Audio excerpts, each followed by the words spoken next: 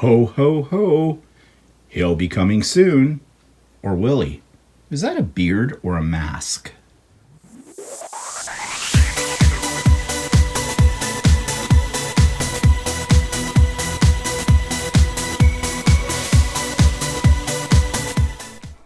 Good morning, everybody. It's Stephen here for Bland Designs, and welcome to my weekly vlog for Monday, November the 16th, 2020, or the 250th day of COVID. Now, just to back up here for a second, you might wonder why I count down the number of days to COVID and come up with this number 250. I mark the beginning of COVID in terms of how it affected me, as the starting date being March the 15th, the Ides of March, if you're familiar with the play by Shakespeare with Julius Caesar. And of course, the Ides of March bring no good to Julius Caesar, and the Ides of March brought no good to us. So that's where for me, officially start my countdown on, or count up, I guess. It's really not a countdown, to COVID. And today marks the 250th day. It is hard to believe. In fact, yesterday, the 15th of November, that's been 8 months of this. And it looks like we're going to have some more time to go through with this, but maybe there's hope on the horizon. Let's hope so. Okay, so enough about that. Let's talk about what you saw in the teaser, which was Santa. Now, you know I've been working on Christmas decorations and gifts and things like that. Actually, I've been doing this since about the summer. I'm getting a little tired of it, but I keep doing it. And this, what I showed you in the teaser, is what they call a machine, an embroidery in the hoop applique. This Santa is made up of 3 different pieces that are all sewn in the hoop in my embroidery machine, and then those get sewn together to create him. Now, I really did him as a, just to try. It was a freebie from Creative Kiwi. They often have some really great designs that are free that you download. And I downloaded this, and at first I wasn't really going to do anything with it. Then I thought, what the heck? I'm a little bored with the other things I'm working on. Let's do this. Well, I was really pleased with the way it turned out. So much so that I thought he deserves not to sit on a shelf, but to be part of a bigger project. So he is, and I'll show this to you. I turned him into, I wish I was 6 inches taller. And this is a banner, or it could be a table runner, although with the applique, which is a little bit raised up, it might not be so good for that. But I purposely made it as a banner to hang at the top of my stairs. When you first walk into my front door of my house, I have a set of stairs that go up 6 steps to our main living area, or go down about 6 steps to our rec room and where I am right now, the craft room, and that kind of thing. So I thought it would look really nice hanging over that banner, or banister, and when someone comes in, and there won't be anybody coming in except us, but we can pretend, can't we? And this will hang there. So I rattled this all off yesterday during a virtual retreat. Well, it wasn't a retreat, it's what we call a sew day in my guild. And I was going to talk about it a little later, but it goes with this, so I probably should talk about it now. It was fun. I enjoyed myself yesterday. It's only from 12 o'clock to 3 o'clock. We're having these every month pretty much now for our guild members. There are about 25 of us on a Zoom. And it was almost like being at a retreat or an actual physical sew day. Except I didn't have to lug my sewing machine around. And they've had other ones that I've been part of. I was debating whether I would be part of this or not, but I was, and I'll be quite upfront about it. I'm still debating on whether I am going to continue with the guild once our year is over, which doesn't happen until June. And I've talked about my various reasons for that. But I have to say, yesterday afternoon, I really enjoyed the sew day. I did that whole banner pretty much from beginning to end with it, except for the Santa. I had finished him a couple of days before. There wasn't any drama. There was really no talk about the situation we find ourselves in right now. There was no talk about politics. We just worked away in our project, shared what we were working on, and that was about it. it was very pleasant, very relaxing, and I got a lot done. And I find I get very much inspired when I'm sewing with other people. Just makes me miss retreats. I really enjoyed retreats before, although I have to say there are advantages to doing this by Zoom. I mean, everybody's up there on the screen. We don't have to lug a lot of stuff around. We don't have to worry about if we've forgotten something. It's a lot cheaper because you usually have to pay for your accommodation and food and stuff like that when you go on a retreat. Yes, there's some social aspects of a physical retreat that I miss, but you know, this is the life we have right now, isn't it? So we should make the best of it. And yeah, I really enjoyed it. So what else have I made? Well, Walter and I went up to a place north of us, Port Perry and Uxbridge, during the week. I'm going to talk more about that a little later on. In fact, did I make a note of that so I won't forget to talk about that? Yeah, I did. Just make a note to myself because, you know, when you get to my age, you do forget. I'm a list maker.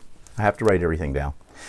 And when we were at this particular quilt store, again, as I always say, I want you to know that we are following all the restrictions and all the rules, and the places that we go to, and there are very few we go to, they are doing the same. Okay? This is not, you know, oh, the hell with the COVID thing. Let's just throw a caution to wind and run amok. No, no, no, no. The restrictions are in place, and we're honoring them and following them to the T, and so are the people or these businesses we're coming in contact with. So anyways, we were up there looking around at fabric. Basically, I was bored. That's why I want to get out. And when I'm bored, I want to spend money. I didn't need any fabric, but it's never a need, is it? It's a want. So I bought a few things, but one of the things I bought was a kit. And the kit created this table runner, a Christmas one, in blues. Now, you know me in blue. I love blue. See if we can get a better look at that. Here it is. Very awkward to get it all into the picture. Hold it up a bit. This took me a day to make. The fabric was already included in the kit. And I'll just hold up a little closer so you can see it's got little birds and pine cones and things on it. Very cute. And when I got the top done, before I put the binding on and the backing on, I showed it to Walter. And I got, yeah, which means he wasn't too impressed by it. And I have to say, at that point too, I wasn't that impressed with it. There's a lot of little pieces in here, as you can see. And as I was working on it, I kind of thought, why? But it cost me $39.99, so I was determined I was going to finish it. And I thought, well, if I don't like it, I can always give it away. Somebody else might like it. Then I put the backing on and put the binding on and did the quilting. And the quilting is just simple wavy line quilting in here, as you can see. I kind of love it. And then I showed it to Walter after that, and he says, yeah, looks much better this way. Now, so you know, when you get into a project, and sometimes you will do this, and I've done it, in the process of making it, you're starting to think, do I really like it or not? But you know, once you get it all finished, it can look pretty good. This is the backing that I added, just a batik. And so, yeah, this is going to be, well, it's listed on my, I have a little list. I just said I make lists of things that I've been making for Christmas. A few loose threads on here. And I've put this down as either for home decor, my home, or as a gift. Now, here's the ironic part of all this thing. These things I mark down as gifts. I don't know who I'm going to give them to. I don't know if I'm going to give them to anybody, for that matter, because in regular times, we don't give a lot of gifts. I've mentioned this before. We don't do gift giving in my family to each other because, you know, everybody's older, everybody's got whatever they want, so we don't bother much with that. I have the neighbors next door. I've talked about that before, and I've already got something for them. Again, when you give things like this to people who aren't expecting to be given a gift by you, it kind of puts them on the spot, and I don't want to do that to people, but I have them. And I'm thinking as once the new year comes, or right now, whatever, if there's certain little projects that I want to make just for the fun of making them, then I'll make them.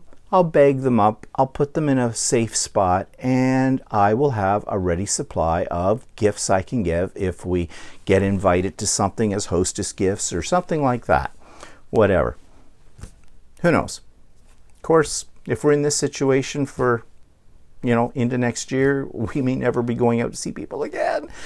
Oh well, that's life, right? Okay, so I did that, and what else was I going to show you? Oh, yes. What's behind me? It's done. I showed you last week 2 of the columns. Well, it's all sewn together. It's got a border. It's got a backing. It's been bound. It's ready to go. This is what the back looks like.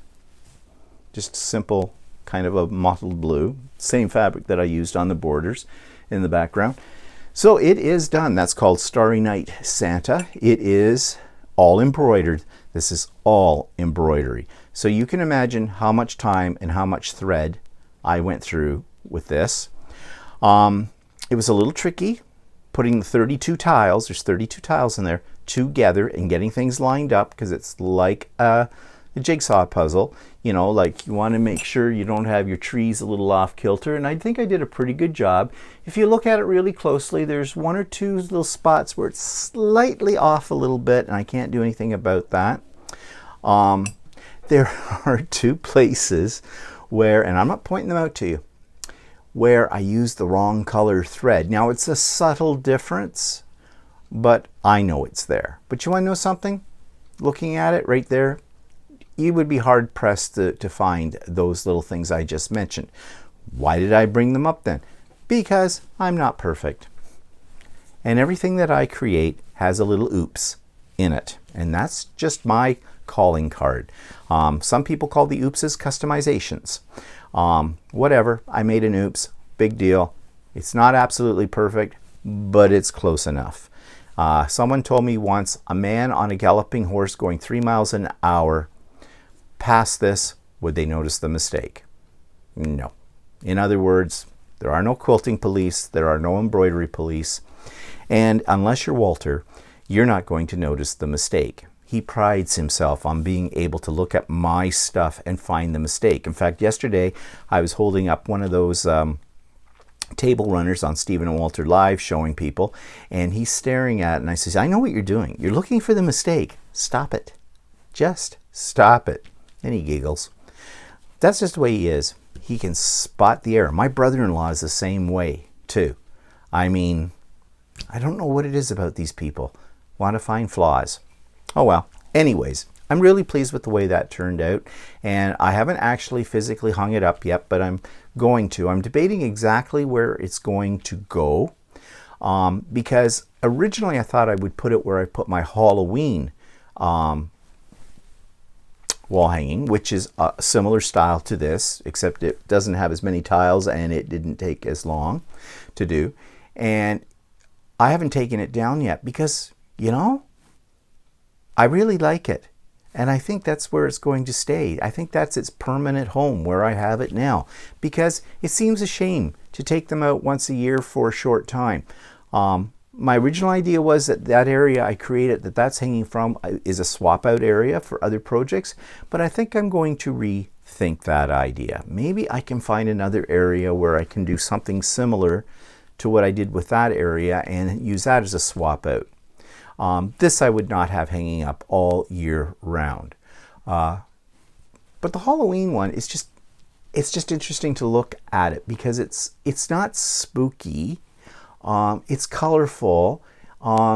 It's interesting to look at and study, and I love it. So we'll see where I can find another display area. Wall space is limited in this house. Okay, what else? Okay, the other thing is, and I've done a whole idiot quilter about this, so I've put a link to that particular video below. And just as an aside, that video to date, out of all of my idiot quilter ones, has had the most views in the shortest length of time. I'm starting to see the trend here, what people really want to see. I have a quilt by my grandmother. I'm going to try to reproduce it. She made it in the late 70s, early 80s. It looks something like this, although the colors that she created with this one are in salmons and peaches, which I don't like, but this is the design. So I went into Electric Quilt and I filled in the colors. Now this is a facsimile of the colors that I want. I want it in blues. I'll show you the fabric in a moment I'm going to use. And I'm going to put these all together. Now, this one does take time to do because you're sewing curves. And it's not as complicated as it might look, but I am sewing curves. But I've got the fabric for it. I bought what they call layer cakes. Layer cakes are 10-inch squares of fabric. And I bought 2 of this pack, a lot of blues and purpley things in it. And I bought 2 of this pack, which I'm not going to use the teal greens or the greens in it, but it has some more blues and some more purples in it. Now, one of these packs is like $75. I bought 4 of them. I think it's overkill. I don't think I need 4 for this project, but I bought them when I did to make sure I wouldn't run short, because you know, you pick up things like this, and in my quilting store they don't have a lot of selection of these kind of things, and when they get them in they go pretty quick. So I figured I'll stock up now, because this project, my grandmother's quilt, is probably going to be a year-long project. Maybe, we'll see. And I didn't, you know, that's when you run out of this stuff, you go trying to find it again and you can't. So it's overkill, $300 in fabric for it, but quilt making is not cheap. So anyways, I've got that, I've got my plan, and I'm going to do a series about my progress on this. Every so often I will put up an updated version of what I'm doing with this, my grandmother's quilt, on the Idiot Quilter, so people can see how I'm coming along with it. I've run into a couple of snags already, but I'll save that discussion for the next Idiot Quilter that I do about this. So those are things I'm working on right now. And I'm starting to think about after Christmas and what I want to work on. And again, I come back to the fact that I'm a list maker. So I'm starting my list already of must-do projects. Whether I complete them all in the next year, no idea. But that's what they're there for. Keeps me off the streets, as if we could go on the streets. Okay, so those are the things I have been working on and thinking about working on. So let's go to YouTube Channel of the Week, which is a company in Florida that sells really neat and unique tools and things for quilters and sewers. This week's YouTube channel is by a company called Martelli. Martelli is located in Florida, USA, and they sell very innovative quilting and sewing products. Many of them they design themselves. They also have a lot of very useful videos on their YouTube channel that show you how to utilize these tools that they have created. I'm waiting for COVID to be over so that I can order a few of the things from them. But from what I've heard from people I know that have some of their products, they've been very, very pleased with the quality of them. So if you're looking for something, maybe some Christmas gifts for a quilter or sewer in your life, you may want to check out Martelli. So the link for Martelli is in the show notes below. So is the latest Stephen and Walter Live. It was a general chit-chat this week. Lately they have been that. I've sort of been I can't come up with topics because I'm always trying to come up with a topic that has nothing to do with COVID or politics. And well, not a hell of a lot left, is there? Religion and the weather, I suppose. But I have been finding that when I don't have a topic, that doesn't stop us. We just rattle on and people contribute to it, and that takes us off on a tangent. And so it's like having a really nice conversation over a cocktail with friends. And I think that's the way we will proceed for a while. Now, if something comes up that we want to talk about, for sure we will. But in the meantime, we're just going to chat with friends. So I hope you're one of those friends and join us. A lot of shy people on there because, you know, on playbacks, after the live is finished and it's being uploaded to YouTube for rebroadcast, it said, like yesterday, there was 109 people. Well, we only chatted with about 10. So those other people are lurkers, aren't they? And that's okay. That's okay. But really, more the merrier for contributing to our conversation. And we are thinking about doing a special Stephen and Walter live Christmas edition when we get closer to Christmas. I don't know what that looks like. I don't know what format that'll be in. It could be another Zoom. It may just be a regular like YouTube live. But we'll let you know what's happening with that. Okay, there's a link to this week's book as well, and there's a link to the first video in the series, which will become that series about reproducing my grandmother's quilt. So that's all in the show notes below. So that takes me to what's is pissing me off this week. Not a lot, except I've been doing a lot of ordering on Amazon. You know that. I love Amazon. Okay, I'm sorry. I know there's all kinds of controversy that, you know, Amazon is going to put the mom and pop stores and the brick and mortar stores out of business and blah, blah, blah, blah, blah. Yeah, whatever. But, you know, if Amazon has what I want at a reasonable price and they can get it to me relatively quickly, well, that's the way I'm going to go. I'm sorry. So I have been ordering a lot of things. And it's weird because I'm not a rich man, okay? I'm on a fixed income. I'm on a pension. My pension's good. It's not spectacular, but it's good. Walter's retired. He's on a fixed pension as well. His is less than mine. But as I've mentioned in the past, we're always been very careful with how we spend our money. You know, our house is paid for. Our cars are paid for. We don't have any outstanding bills. You know, we have the usual utility bills and things like that, but, you know, we're not in arrears with anything like that. And our credit cards, actually, everything I buy these days, I buy on a credit card. I have a Visa card, which is for my personal stuff. We have a joint MasterCard, which we use them primarily to pay for food, for groceries and things like that, which is kind of funny because years ago when they didn't always take credit cards at grocery stores. And when they first started to do that, I said to Walter, I will never pay for my groceries on a credit card. That's just, there's so many things wrong with that. You'll overspend, you'll buy things you don't need, you'll buy things your body doesn't need, you'll be sucked in by all the sales. And before you know it, you have a grocery bill each month in the thousands of dollars. So I won't do it. Well, then MasterCard came out with a card for one of the principal stores we shop at, you know, the Great Canadian Superstore, and part of the Loblaws kingdom.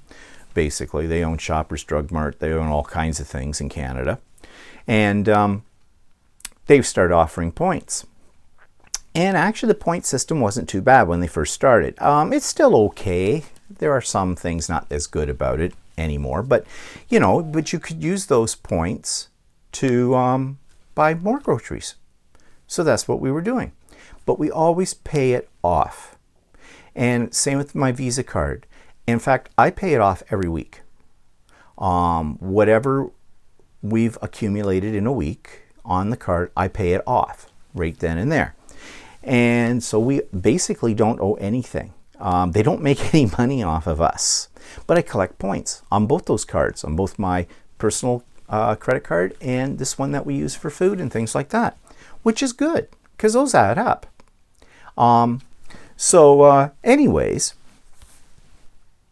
we're careful with our money. Well, I love Amazon, as I just said. And lately, it's like every day there's an order coming here from Amazon. I'm going to show you something new that I was excited about that I bought from Amazon. That's later in today's vlog. I ordered yesterday, and it's coming today, a huge big box of what's called Steam-A-Seam. Steam-A-Seam is basically stuff you use for an applique, for gluing things down. My local quilting store sells it at $10 a meter. I could get what they call a 40-yard box, works out to almost, makes 36.567 something meters, with tax, $259 Canadian, free shipping, 1 day. And I just checked my status on the order, and yeah, it's in the town next door to me. It's supposed to arrive sometime today. Well, that's great. Yeah, that was a big initial outlay, 259 bucks. But I buy this stuff on a regular basis at my quilting store, and as much as I want to support them, it just doesn't make economic sense.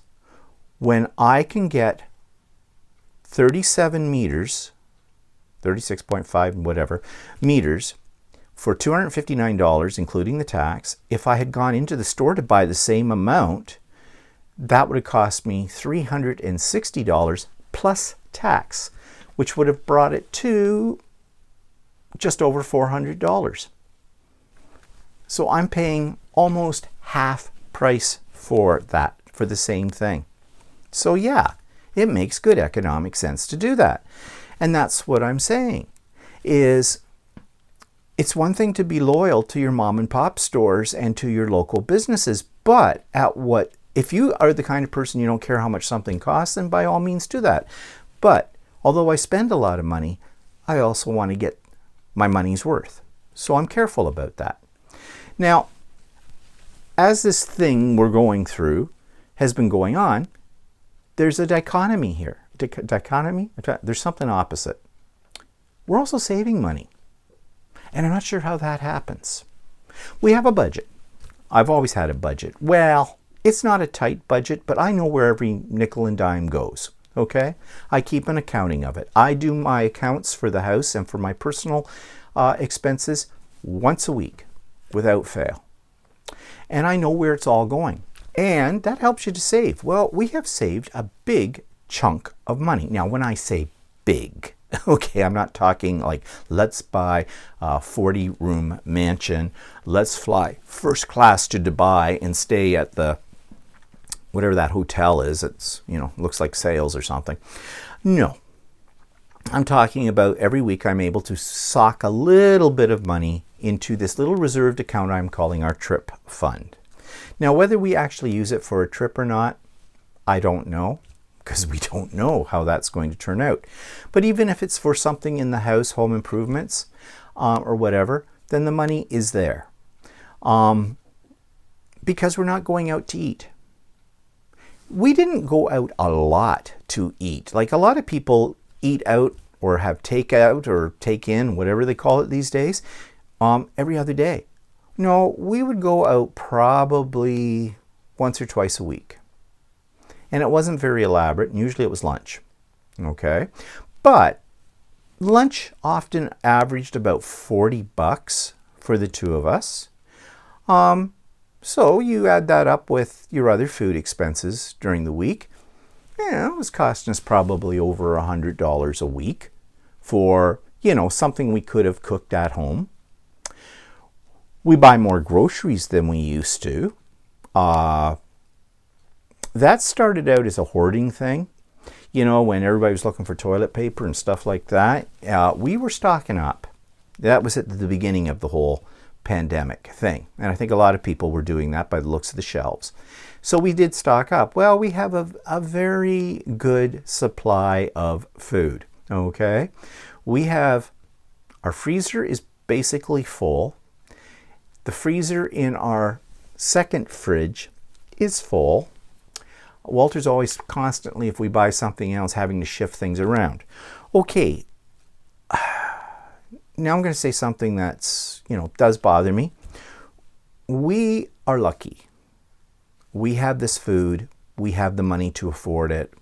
We have the appliances to keep it where it is. And there are so many people in our society, and I'm talking our society. I'm not talking third world countries. I'm talking here. I'm talking in my town, okay, who don't have this luxury. And it makes me feel like a glutton, that I have this and I'm able to do this. Yeah, there's food banks. I could donate to the food banks and things like that, to help them out. And I have in the past. Not a lot, but I have done it. I mean, there's probably a big food drive right now going on, because there always is before, the holiday season. So, I'm lucky. And I make no bones about that. I am lucky to have that. But back to what I'm saying, because we were like squirrels and squirreled all this stuff away early in the pandemic, we have a good supply. So we're not spending as much money on food. We're not going out to eat because we can't, and all that kind of stuff. So that adds up. You don't really realize that. So if one thing I've learned from this COVID crisis is, how you can actually save money and still have, an enjoyable lifestyle. You just have to make a few little minor changes. So that's been a good thing that's come out of the COVID. But back to my spending with Amazon. I spend, it feels like, so much money that I'm paying the employees' salaries. My name comes up on their computer system, they go ka-ching, ka-ching. It's the same way as it happens when I go into the quilting store, ka-ching, ka-ching. And I always joke in the quilting store that I'm paying for their mortgage and their employee salaries in there. So, what am I pissed off about all of this? Well, I'm pissed off that maybe I could save even more money. But you can't take it with you. We don't know what tomorrow's going to bring. I say live for the moment now. If you see it, you want it, buy it within reason. Okay? Not to the detriment of your own financial health or to the detriment of your family's financial health. Like, don't rob Peter to pay Paul kind of a thing. But if you're saving it for a rainy day, I think the rainy day is here. I really do. So anyways, as I said, I will show you some of the things that I have bought a little later on. And in fact, let's do it now. So I went to this quilting store in a place north of us. I don't go there very often. They have a completely different style of fabric that they carry from my usual quilting store. It's more vintage, and sometimes you want vintage. I did notice when we went this time, the shelves were pretty bare. Their stock was not, they didn't have as much. It didn't seem to me as they had as much selection as they usually do. But that didn't stop me. I still found things to buy. As you saw, I bought, or did you see? No, yeah, the kit for that table runner, the blue one. I bought that there. I bought these two charm packs of fabric because I just liked, I haven't even taken these out of the package yet to look at them, but I like charm packs. I like fat quarters. I saw these. There's 42 pieces in each one. They were $16. I didn't think that was out of the way for price. So I bought two. My philosophy is this. If one is good, two are better. If you can get a class set, go for it. That's the teacher in me. So I usually always buy a duplicate because, you will run out halfway through a project. So I got that. And then I saw another pattern. It's not a kit, but it's for the storage solution bucket bags. Nesting buckets for gracious living, it's called. It doesn't come with the fabric. I haven't started working on these yet, but I'm going to. I don't know what I'm going to do with them. Now, I had an idea for a Christmas project. I thought one of these little buckets would look really neat if you make the bucket in Christmas fabric and then you fill it with some Christmas floral pieces, stuff you buy at the Dollar Tree or whatever, something like that, and set it on the floor somewhere in a corner or whatever. It might be a very decorative piece. So I don't know whether I will do that or not, but I did look at the instructions in here. It looks a little bit more involved than I thought it was, but then I don't know if it is. I've made things like this before, and tote bags and whatnot. I think I can handle it. So I'll see. That might be a project for this week. I've got the hiccups again. How many times have you heard me say that? And my stomach's growling a little bit for some reason. It might be the coffee and the fact I'm standing up. So I'm sorry if you're hearing little rumblies in there. Okay, so I bought that. You saw those layer cakes, the fabric. I bought that. I have unordered my Steam-A-Seam from Amazon. I also have something else. What else is coming? Oh yeah, I put in an order to Monfill for some batting and some stabilizer. That's coming this week. I have an order out there for some moisturizer, men's moisturizer, and eye cream from the Body Shop. That's taking a while to get here. And then I bought this. Okay, I go back again to say what I said before about making lists. I make lists on everything. I always have an agenda, but I've always looking for the perfect agenda. Now, I usually go and look in the stores at this time of the year for agendas for the following year. And you can go to some place like Chapters, which is a huge bookstore here in Canada, and they have them in every price range. Some are very, very elaborate. You can go to Michael's and buy the planners, the bullet planners, things like that, which I don't know if those are still as popular as they were, but you know, they have them, and Michael's is always expensive. You need to use the coupon. You can go to Walmart and find really cheap ones that are exactly that, really cheap. And I'm very picky. I want some place that's got lots of space to write in, but keeps things organized. So I bought one of these. This is hardcover.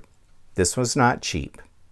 This was like $27 on Amazon. It's got a little thing to hold a pen in it. It's got this cute little elastic, but it is like a professional journal, okay? Pages, one page for each day or two. There's lots of space to write in.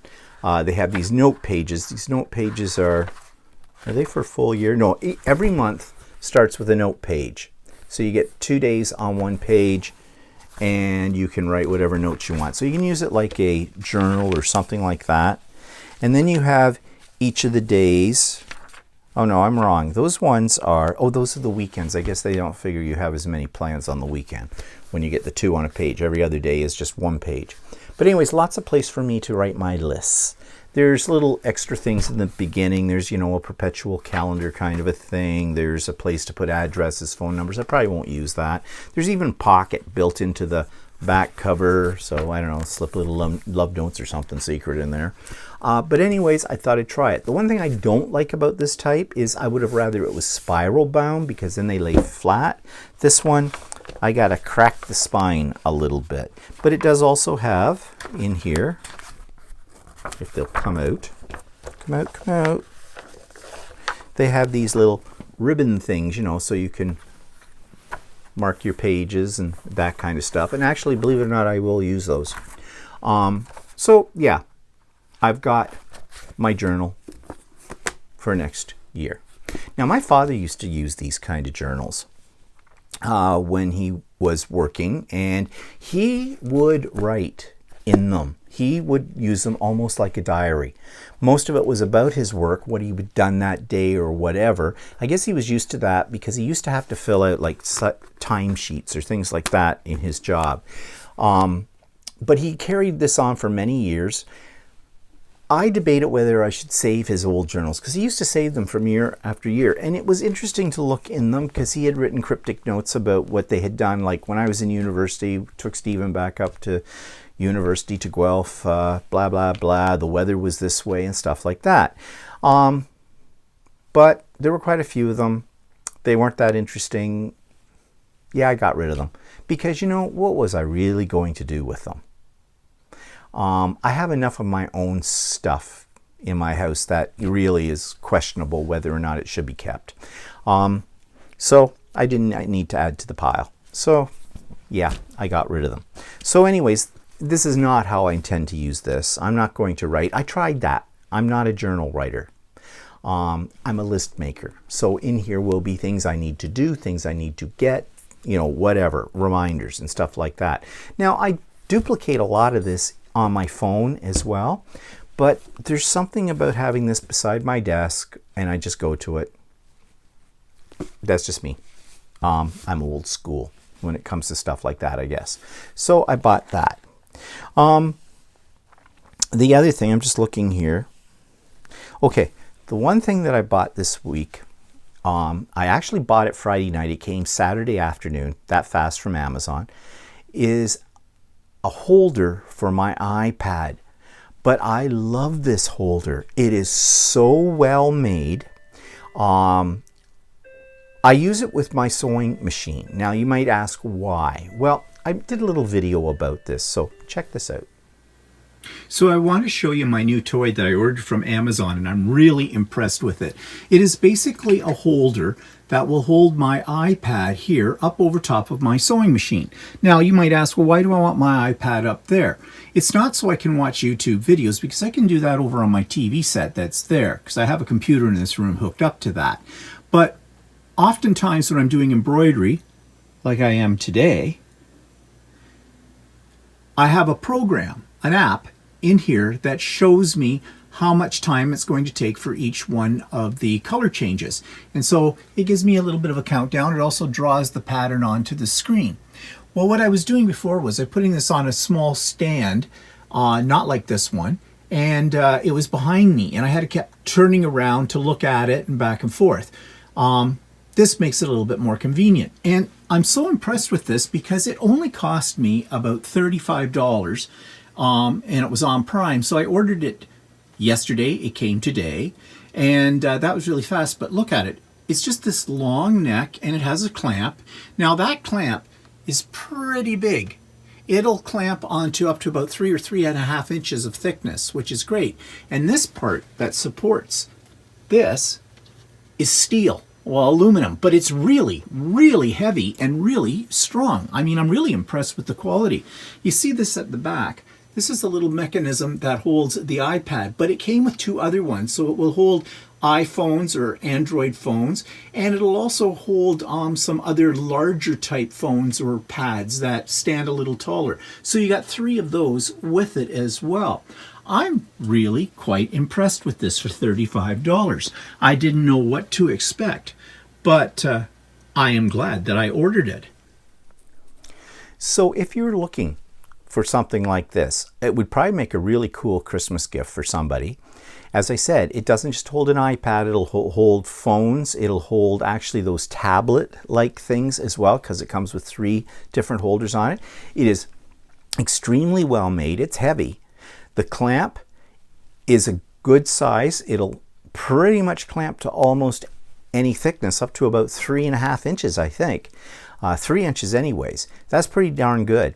And yeah, under $35 Canadian. I couldn't believe the price and the quality. When I got it out of the box, I wasn't expecting it to be for $35. As well made as it is. So snatch it up before they're all gone. Okay. All right. So that takes us to book of the week. Found another one in my stash. Circle journals. This is all about journals that you share with other people. And it talks about how you set it up and how you can pass them on to other people. Lots of pictures, lots of descriptions, ideas on how to design different types of what they call circle journals, things like that. It's kind of an interesting concept. You know, it's a way to be social with other people without actually having to come into contact with them. I think something like this could be translated into something electronic. So there's some great ideas and prompts and things of, you know, what to put in your journal and how to get around it. So this particular book is not that exciting maybe right now, but I think it's the ideas it will generate in your head about how you can take this concept of sharing journals with other people into the world of, you know, of electronics. I can see ways that you could do that. So this might be something that will stimulate those ideas for you as well. Now, when I bought it, I have no idea how much I paid for it. It comes from a company called Pinecone Press. I think I looked them up some time ago, and they don't really sell books anymore. They've developed into something else completely different, I think, unless I was on the wrong site. I don't know. But Amazon has it. I checked it. Amazon.com, though, not Amazon.ca, which I usually go to that because that's the Canadian side of Amazon. So this is the American side, Amazon.com, and you can get it for $11.69 plus shipping. I don't know what the shipping is. Of course, $11.69 is American. So if you're Canadian, it's going to cost you about $16 plus shipping or whatever. If you're American, well, it's going to cost you $11.69 plus shipping. So there, if you're interested. I thought it's an interesting concept. Okay, so that takes us to, what does that take us to? Okay, lost my train of thought right off the track. That takes us to part 2 of my Christmas box album.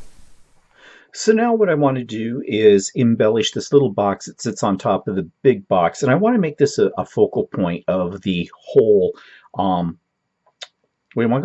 album.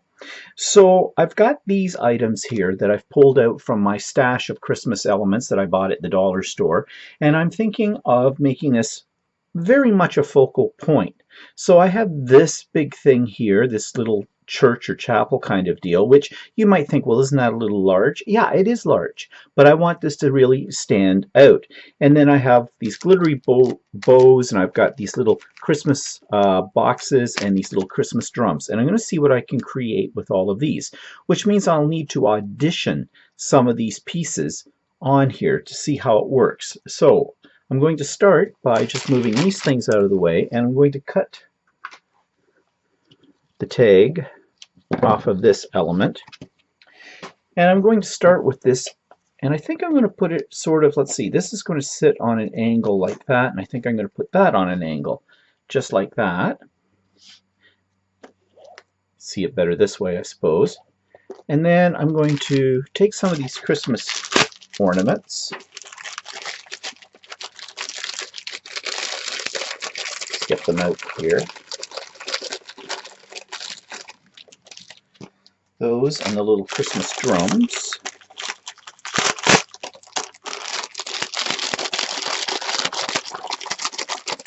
It's amazing the things you can buy at the dollar store, isn't it? I think I picked up all of these at the Dollar Tree, and let's put those to the side for now. So I'm thinking, you know, oops, that's upside down. Maybe put one there.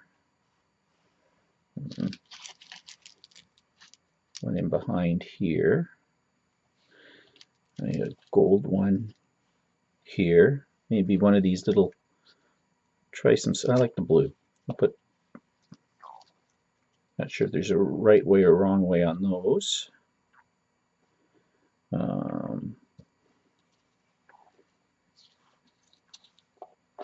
Maybe one over there.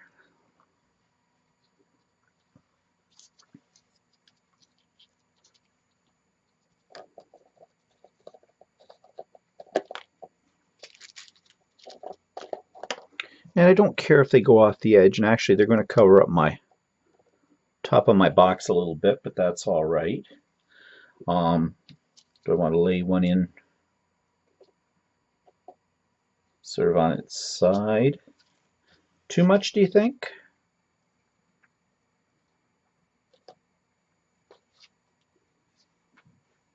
Actually, I don't think it's too much. I think that might be enough right now. I know you're having a difficult time seeing this when it's over top of here, but this is the only way I can do it at the moment.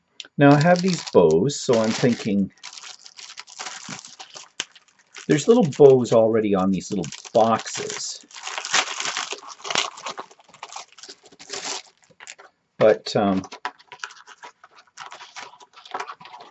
I'm thinking maybe, I think I'll get rid of, let's see, that's, just twist that up a little tighter. It seems to hold that little bead in the center. I'm just going to cut off the tail. Maybe a bow there.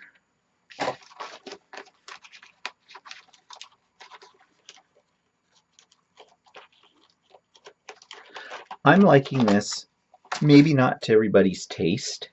Maybe you think it's making it look a little junky. I don't. I think it makes it stand out.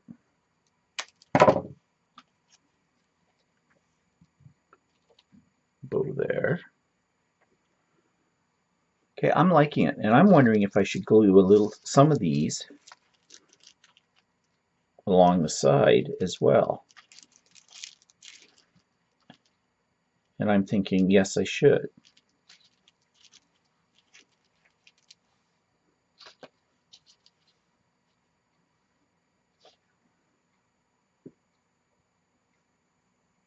Yeah, I kind of like it, but what I think I want to do is see how it would look on top of the box. So I'll just carefully,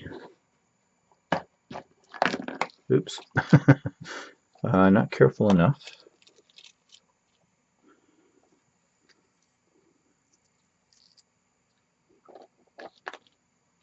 Okay, having a little trouble with this.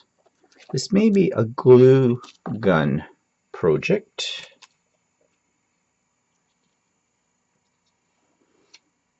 Just like that, and then these would go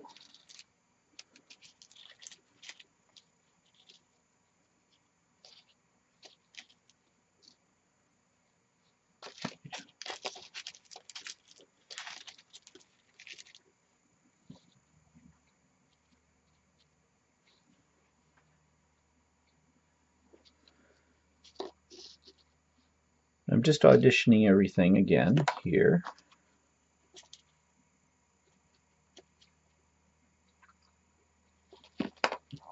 I'm knocking them all over, but I am kind of liking this.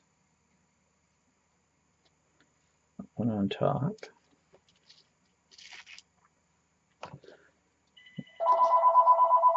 And I'll be back. There goes my phone. Okay, where was I? Making this little mountain of things here. Yeah, I'm liking this.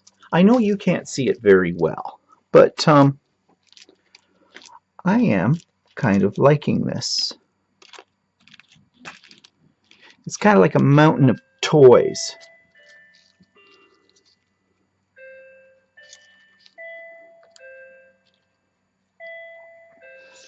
And let's see. Some more of my little drums.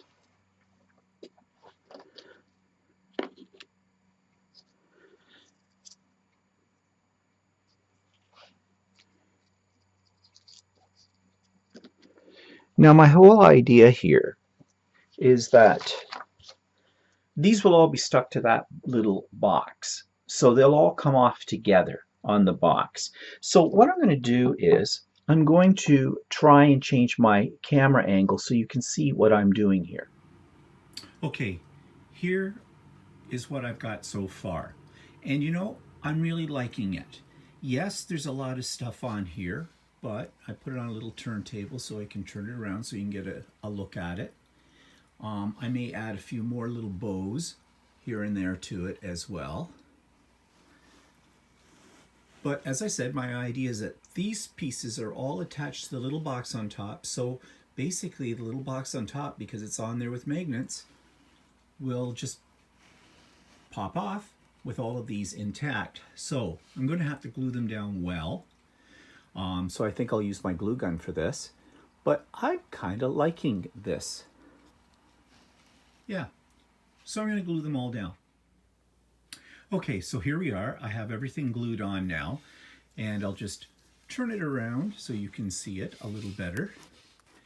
And you see that I added a few things to the larger box underneath the smaller one. So right now, you basically don't realize that this is an album box, the way it's all laid out here. I think it looks pretty good. It might be a little over, let's get it in focus here, a little over the top because there's quite a few things on this, but the top box does come off, and then you can open up this part underneath. I'm trying to do this with one hand while I'm holding my camera, and it's not easy. Well, you know, you've seen this before. Okay, that opens up. Those stay right where they are, and then of course you can open this one up from the little knob that's there. And then when you're done, you put the albums back in the box and it all sits up there. And so this becomes more than just a box to carry the albums in. It's also a decorative Christmas piece as well. Now, the next stage of this is to start doing the embellishing inside the box and making the albums. Okay, I'm having a lot of fun creating that, and well, I got to get to work on it this week because I'm running out of video to show you. I'm not finished it yet. I will be soon. Okay, so events in the past week. I was a little concerned about my mother this week for two things. I called her, and she answered, which was unusual in itself. I usually have to call her twice in the week before I get her to answer the phone. She answered it, but she was doing that thing again where she can't hear me. She says she can't hear, and then, well, her television set she has up full blast. I can hear it, and no wonder she can't hear me over that. But she called me. She goes, "Laurie?" Now, Laurie is my sister's name. I says, "No, Mom, it's me." "Who?" "Stephen." "Who?" And I said, "Stephen, your oldest, your firstborn, your son." "Laurie?" That put a fear into me, a little scare. I'm thinking, oh my God, has she lost it? This is like what happens with Alzheimer's and dementia patients and things like that. They can't remember people's names or whatever. And then she's going on, "Well, I can't hear you, can't call back later." And she hung up. Okay. So the next day I called her again, and I said to her, so I always get that hello, hello kind of a thing. She always claims she can't hear me. There's something wrong with the phone. And I said, "Mom, get it up to your ear." And finally, eventually, whatever she does, then she can hear me. So I said to her, "Mom, I'm a little concerned." I said, "Are you having trouble hearing? Or are you just not putting the phone where you're supposed to put it or whatever?" "Well, I don't know." Okay, I can't work with that. And I says, "Well, Mom, do you think that maybe I can look into seeing if I can get your hearing tested?" But I said, I have a concern about that. And my concern is, okay, if can I get somebody to come in to the home to test your hearing? If I can't, then we're going to have to leave it for a while because I have to make special arrangements to take her out of the nursing home. Plus I have to get special transportation because she's in a wheelchair for all of that. And I got to get her up to a place, and it's COVID. So I'm not taking her out of the home and risking her life for the sake of a hearing test. So I said, so if there isn't anybody that'll come into the home to do it, if we have to go to a place, then I said, that's going to have to wait until this crisis thing is over. So that's going to be a while. And I don't think her hearing is so bad that this is an emergency or anything like that. I said, the other concern I have, Mother, is hearing aids are extremely expensive. And like my mother can afford it. But what I'm afraid of, and I said this to her, that you'll lose it. Like it'll go the way of your bottom plate of your teeth. You know, she wrapped them up in a napkin and they threw them out, kind of a thing. She didn't like wearing them anyways. So I think there was a plan there. You know, I don't want that to happen either. Well, she says, well, I don't know. I said, but anyways, let me look into it to see, you know, first of all, if I can arrange for a hearing test there. So the other thing that's bothering me, Mom, is I called you yesterday. Oh, you did? Yes, I called you yesterday and you called me Laurie. Oh, that's why I got an answer. Oh, I said, yeah, Mom, I'm a little concerned about that. You do know who you're talking to right now, don't you? Well, yes, I do. I said, well, who? Stephen. And I went, okay, good. All right, I said, Mom, that's fine. I guess I made sort of an excuse. I guess, you know, it was, again, you couldn't hear or whatever. You had the TV up pretty loud and all that kind of thing. So anyways, I'm watching this to see. So I contacted the nursing home. I asked about the hearing thing, and they said, no, these places didn't come into the nursing home. I'd have to make arrangements for her to get her out into a place. Well, as I said, that's not going to happen right now. They said, however, in the meantime, it could be just a wax buildup. So we'll have the nurse practitioner take a look. So they sent me back a note saying, yes, there was a wax build up and that they were treating it, mineral oil or something like that. So when I call my mother this week, I'll talk to her about that and ask her if she can hear any better. Now, here's the answer I'm already prepared to get. Well, I don't think that made any difference. Did it or didn't it? Is there a problem? Isn't there a problem? I don't know.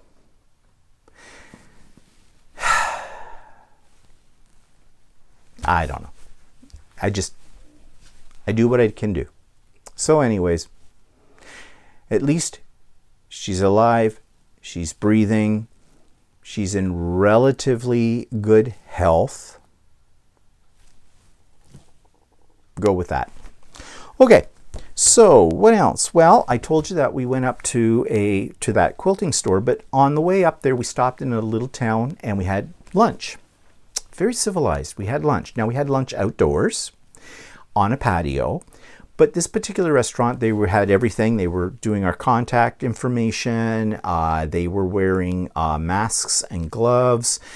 They were disinfecting all the tables. The tables were all set up out on a patio with a big canopy over top of it. The tables were all 6, 8, 10 feet apart. They were only allowing so many people on the patio at a time, so it was all very safe. We had to wear our masks in there except when we're eating and all that. So I felt relatively safe, although I'm still a little nervous about that. But it was really kind of nice because here it's November, we're on a patio. But last week our temperatures were unseasonably high for this time of the year. It was right down balmy out there. And it was really nice. And they had this huge canopy that covered the whole of the deck, and the deck was a good size. It looks out onto a small little lake in this town, and it's actually kind of a nice little setting.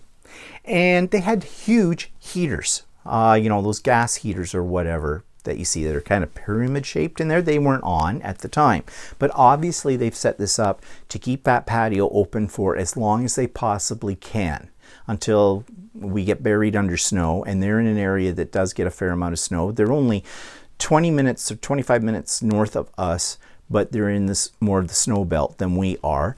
They're just that much further away from Lake Ontario, so you know we get the lake effect, which keeps us a little bit warmer. So they could have snow up to their waist. We could have grass, just in that short a distance between the two. It's the way it works here in southern Ontario.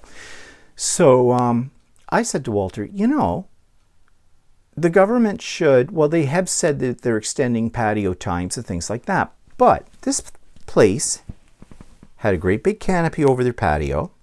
Their patio had railing all the way around.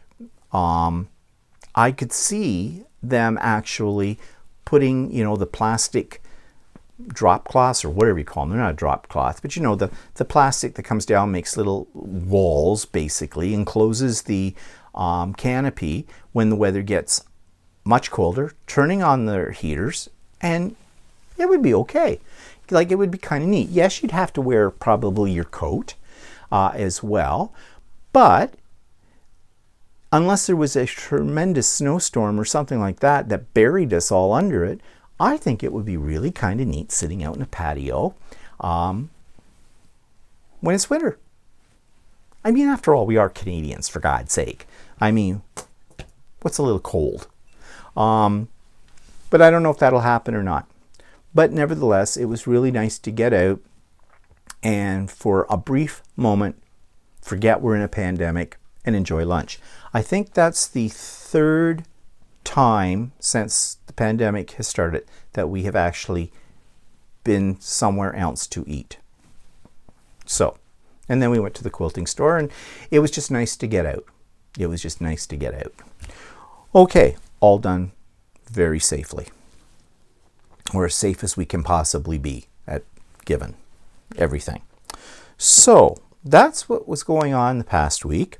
But I have a little insert here. I call it Wally Cooks.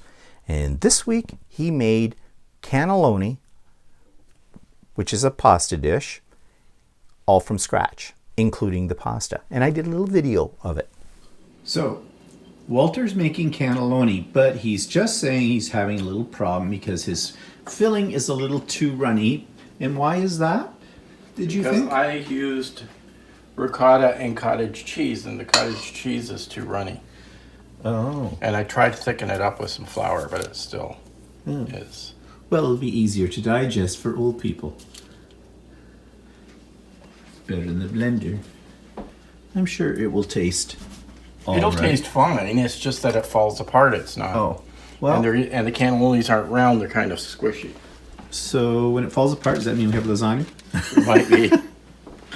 And I don't have enough. I didn't have enough pasta. I had some frozen pasta, and I didn't have enough to fill everything. So Walter makes his own pasta. You can see there's a little pasta maker right there and everything. I'm sure it'll be fine. Okay, so here's the finished product. And Walter's just trying to separate out his noodles. And here he goes. Is it going to hold together? We don't know. Tricky, tricky, tricky. Oh, well, pretty much is there. It was making weird sounds when he was trying to pull it out before. Stuck in the mud sounds. I haven't had any yet because I'm having salad first. But you're going to taste it to see how it tastes? You know what they say, if the chef can't eat their own food, it's not good. And is it delicious? It tastes good. Looks a little sloppy, but oh, yum. Okay. Wally cooks. And it was delicious. Okay, so what's coming up this week? Dum dum dum dum. I have to go to the dentist on Thursday morning at 8 o'clock for my monthly, every 9 months I go for the checkup, for cleaning. Okay, I don't like dentists who do.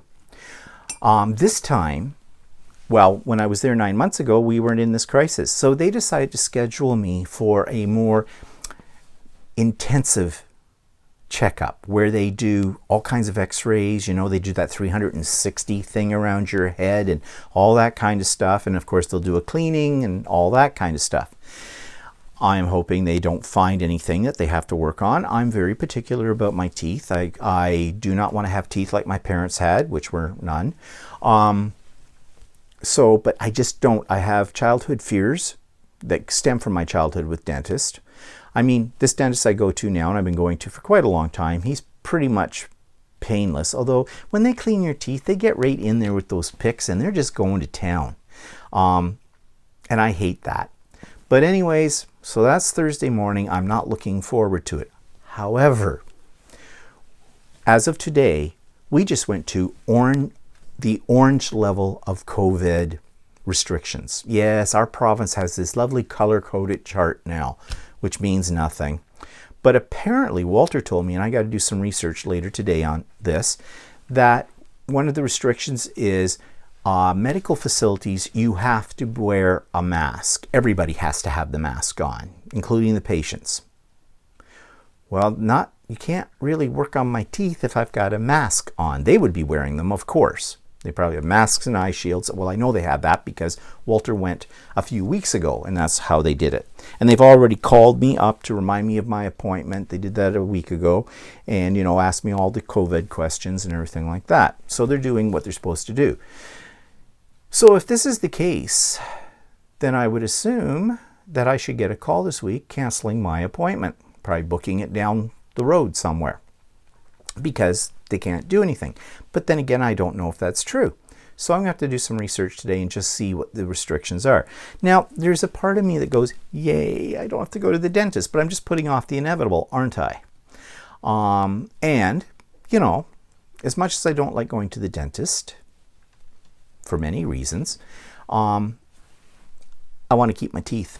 So, yeah, I don't know. So I'll see. But I am going to do a little research this morning after I'm finished this and just check out what all's involved in these restrictions right now, this new level that we've gone into. Okay, so that's about all that's coming up this week that I know of. So join us on next Sunday at 4 p.m. Eastern Standard Time for Stephen and Walter Live for our little weekly chit chat. I'm thinking of putting up another Idiot Quilter this week. It'll probably have to do with Christmas. And yeah, that's about it. So have a great week. Stay well, stay happy, stay in, and we'll see you next week. Bye-bye for now.